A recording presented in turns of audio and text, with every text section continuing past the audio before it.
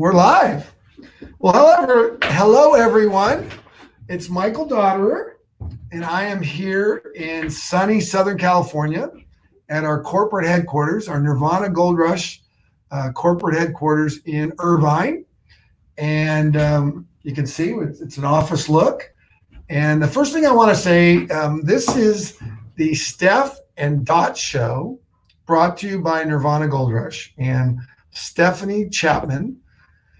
I want to send my thoughts and prayers out to her and her family on the passing of her father, RD. And I had a chance to get to know RD, an amazing fella, great energy, just very compassionate, loving person. And he unfortunately passed away yesterday. So my thoughts and prayers go out to Stephanie and her entire family, the Chapman family.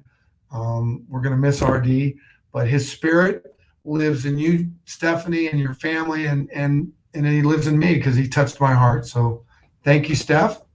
And we'll say a prayer. Actually, let's take a moment of silence for RD. We'll take 10 seconds of silence for RD Chapman.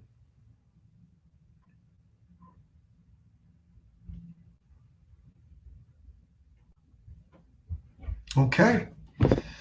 Well, Steph is not here right now. Steph is back on the East Coast with her family. And thank you, Steph, for continuing the show. And you texted me and you said, "Are we on today?" And I said, "Yes, we are." Sorry, I got back a little late. It's been crazy down here in Southern California. We don't have the fires. We don't have the fires that are going on in Northern California. For all of our friends up there in Northern California, my prayers go out to all of you up there, and hopefully you're safe. A lot of fires here in California. So hopefully, they'll get the help they need, and hopefully the state government and the federal government will come to the aid of those that are in need, because we really need that. No fighting about aid. We just need to get people help. So sending you lots of thoughts and prayers to all the people here in California that are suffering from these fires. The purpose of the Steph and Dot show is to talk about sports, because Steph loves sports and I love sports. And I must say, I watched hockey the other day, and it was amazing. I love watching hockey. Mm-hmm. It's a great sport. And actually, I have a special guest that I want to bring in right now. Yes, you can. You don't want to come in? Well, I'll be talking to my special guest here, Sandy Glenn. Sandy and I went to high school together, and I'm thinking. Well, I went to 4 high schools. I played for 4 different high school football teams. Yeah. And it was the last high school I went to, my senior year, Edison High School in Huntington Beach. And Sandy was one of my classmates, and I saw her at our 40th reunion, 40th year reunion. And this was in the fall, and I was talking about cannabis and Nirvana Gold Rush and Club Nirvana. And I was so excited, and Sandy said, "Oh, this is interesting." And so she started following us, or following the company, following, what I was putting out. And it was about 10 days ago.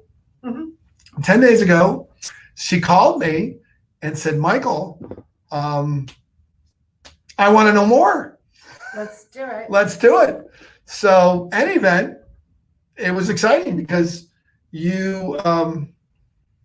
that excites me that people get it, that cannabis is here to stay, and it's being talked about, and it's no longer illegal to get physical pain relief, emotional pain relief, and economics and or economic pain relief. Those are good things. So Sandy joined our team, and she's really excited.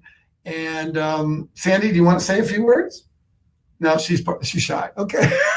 But she's going to come on, Sandy. We want to have you on someday. So yeah, it's good. It's good. But let's talk about hockey, because hockey is an amazing sport. I was born in Canada, and I was watching the movie with Kurt Russell, where he plays the coach on the 1980 Olympic hockey team, The Miracle on Ice. I don't know if it was called Miracle on Ice, but I was watching that movie. What a great movie. If, you know, I should have been a coach, I should have gone into sports coaching. He would be, Herb Brooks was his name. And what an amazing coach. And Kurt Russell, who I had the privilege of meeting Kurt, maybe 10 years ago. I met Kurt Russell because he's one of my heroes as a little kid because I loved Disney movies. And he was a heck of a baseball player. So love watching Kurt. And he's had a great career. And obviously has a wonderful partner in Goldie Hawn. Yes. And I think Kurt Russell would like our company, Nirvana Gold Rush. I think he would. I think anyone actually that knows anything about helping people with their health and wellness, if you really start to study health and wellness, cannabis has to be right there. And so anyway, hockey, I've been watching hockey. I love it. And actually, you don't miss that they're not stands in the stadium because hockey, they move around so fast that you're not missing yeah, and they're just strong and they check and they go for and it's fast moving. Exactly. So hockey, I was excited watching hockey on television. Baseball, the great thing about baseball is they put the camera on who's in the stands and, who's laughing and talking. It's a longer game. And I think baseball suffers from not having fans. Yes. I think fans of baseball. Basketball, probably not as bad because basketball is a lot of action. And then football, we don't know yet. We don't know. American football we're talking about. European soccer, I don't know. I didn't get a good vibe on that. Did you? No, I watched the soccer on TV and it was kind of weird. Was it weird? Yeah. It was like they were out practicing.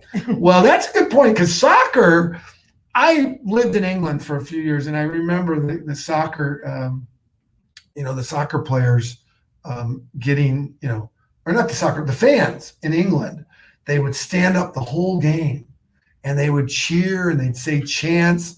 And that's got to be, you got to miss that. I mean, that whole home field advantage for soccer. So I would say American football and soccer and what they call football in Europe, those are two sports that I think this whole coronavirus is affecting. I think people are a little, maybe less enthusiastic. Mm-hmm. It's going to be hard to watch NFL football without the fans, cheering. I know. Sandy just said they better let us in. Well, I don't know. If I were the governor of these states, I would say, hey, like Nevada, if I were the governor of Nevada, I'd say we're going to have scanning. We're going to scan everybody as far as their temperature. We would social distance. If you're compromised, wear a mask. Actually, if you're not compromised, but I would but I would let people in. I would let people into the stadium. I really would. But sanitize you as you go through. I would do that. But we've gotten to a point where it's more than just health. This is political and it's business. And I think a lot of Americans understand that. It's not just the health. I mean, I hate to say it, but politics and business have played a role in this. And it's sad. It really is sad. And it's not to say that it's not serious. Well, it is hurting. Yeah. I would say that, there's positives that have come out of this, which is we now know that someone can be asymptomatic. Mm-hmm. You can be asymptomatic. It's very clear that you can be a young person and walk into a senior center and infect everyone. And that's, we can't do that. So if you're in a senior center, you have to have screening. You can't just let people in and we need to know if they're asymptomatic, we need to know. So we now know that. But for young people, college students, high school, that's hard to just shut down school. I mean, that's just, I would say if I'm an older teacher, let's say I'm 60 years old, 65, maybe my health's compromised, but I love teaching. Well, maybe we can do virtual teaching. But don't, the kids, if they want to go to school, I think it's the older people that are saying, well, sorry, I can't teach there, so we got to shut down school. I mean, I think that's what's happened here. I mean, I don't understand, because the chances of a young person dying from coronavirus, I don't know what if anybody can give me feedback, let me know what those statistics are. The other thing is, I personally have only known one person that's personally died from coronavirus, and that's the former president of Stanford University. If you want to write, text in, if anyone please let me know if you've had someone that has passed because of the corona, which is terrible. It's a tragedy. And let me know. What I'd like to know is what their age is, if their health was compromised, please, because I'm trying to gather my own information on this, and I would like to find out what you think. If a loved one that you have has been affected or died from corona. So with that, back to hockey. I love hockey. I love that movie. Stanford football, they're not going to be playing. Ohio State, not playing. For the first time in the history of Ohio State football, not playing. The last time Stanford did not play and USC, I believe, was World War II. 3 years Stanford didn't play in World War II, and then the Spanish flu in 1918.